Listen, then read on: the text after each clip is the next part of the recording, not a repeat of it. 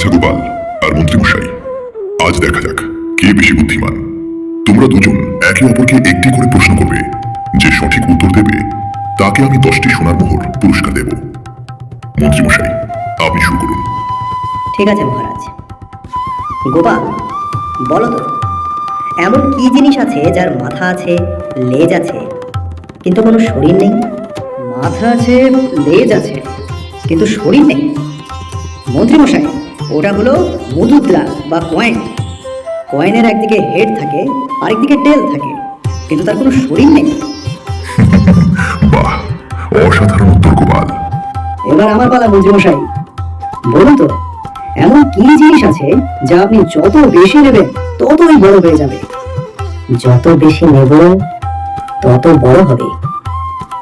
যত বেশি নেব তত বড় হবে। মহারাজ, আমিও তো জানি না। মন্ত্রীমশাই, ওটা হলো গর্ত। আপনি যত বেশি মাটি তুলবেন গর্ত তত বড় হবে। গোপাল আবারও জিতে গেল। তুমি সত্যিই খুব শাতির ও বুদ্ধিমান। মন্ত্রীমশাই তো তোমার সামনে একেবারে শিশু।